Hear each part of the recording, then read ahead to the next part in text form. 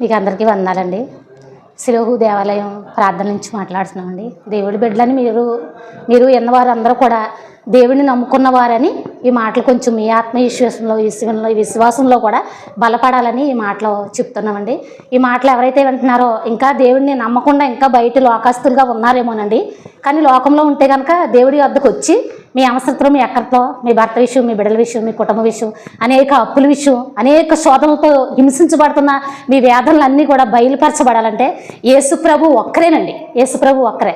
అందు గురించి దేవుడిని నమ్ముకోమని, కనీసం ఒక్కలుగా ఉన్నా కానీ నేను ఏం చేయగలను అని అనుకుంటున్నారేమోనండి.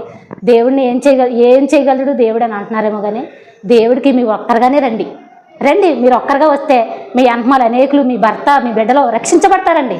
నా వల్ల ఏమవుతుంది అని అనుకుంటున్నారేమో కానీ మన వల్ల కాదు, వాళ్ళ వల్ల కాదండి. సర్వశక్తుడైన దేవుడు యేసయ్య వల్ల బట్టి ఖచ్చితంగా ఇది కలుగుతుందండి. ఇరుకులున్నా, ఇబ్బందులున్నా, వ్యసనమున్నా, వ్యభిచారం ఉన్నా, అది పాపమైన వ్యసనమైన ఏదైనా కానీ మీరు భయపడకండి. మార్చగలిగే దేవుడు, కుటుంబాన్ని నడిపించగలిగాడు యేసుప్రభు ఒక్కడేనండి. ఈ మాటలు నన్ను ఎంతగానో బలపరిచినాయండి. నేను మార్చగలిగినా ఏయో మందులు, మాపులు, అనేక విషయాలు ఉన్నాయండి. మందులు తాకుండా మందులు ఆపుతాయేమోనని మనం డబ్బులు ఖర్చు పెడుతున్నాం. కానీ ఆ డబ్బులు వేస్ట్గా ఖర్చు పెట్టకండి.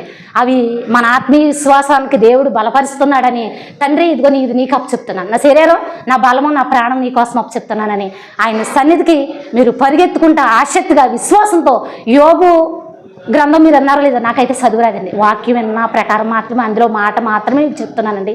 యోబుకి ఎన్నో ఉన్నాయంటండి. కానీ సర్వం కోల్పోయాడండి. ఒకప్పుడు శరీరాన్ని కుళ్ళిపోయిందండి. నాన్నవారు అనేకులు హింసించబడ్డారు, వేధించబడ్డారు, వెలివేయబడ్డారండి. అయినప్పటికీ కూడా యోబులో ఉన్న విశ్వాసం మానలేదండి.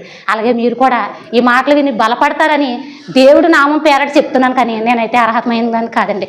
నా కుటుంబంలో కూడా ఎన్నో శోధనలు ఉన్నాయండి. నేను ఒంటరిగానే నిలబడ్డానండి. మా కుటుంబంలో ఐదుగురు అయినప్పటికీ నేను ఒక్కదాన్ని చేసింది, ఇప్పుడు 1 కేజీ ఉల్లిపాయలు తెస్తే ఎంతకాలం అని తింటామండి. అలాగే ఒక్కదానిగానే ఉన్నానని నేను చాలా కృంగిపోయానండి. కానీ దేవుడు వాక్యం ద్వారాగా నన్ను నిలబెట్టి ఆయన బలంతో నన్ను స్థిరపరిచి ఉంచాడు. కాబట్టి భర్త కోసం, బిడ్డల కోసం, మీరు కోడల కోసం, అనేకమైన ఇంకా కుటుంబంలో, ఈ లోకంలో, ఈ గ్రామంలో ఎంతమంది అయితే ప్రభువుని ఎరగకుండా ఉన్నారో వాళ్ళందరినీ బలపరచాలంటే ముందు ఒక్కడిగానే మనం నిలబడాలండి. నిలబడి వారి గురించి బలమైన ప్రార్థన చేస్తే మీ ప్రార్థన దేవుడు ఆలకించిన దేవుడు కాదండి.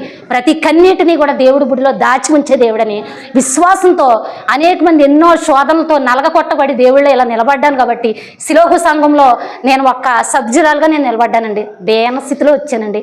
ఇంకా దీనంగా ఉన్నా కానీ ఆత్మీయులో బలపడ్డానండి. మీరు కూడా ఈ మాటలు విని మీ కుటుంబంలో ఎవరైతే బలహీనంగా ఉన్నారో, ఎవరైతే ప్రభు వద్దకి రాలేకుండా ఉన్నారో వారి కోసం ఆప్యాయంగా బలమైన కన్నీటి ప్రార్థన చేయండి. తప్పకుండా దేవుడు మారు మనసు వారి పట్ల కలిగజేస్తాడని ఈ చిన్న వాక్యం దేవుడు దీవించను గాక.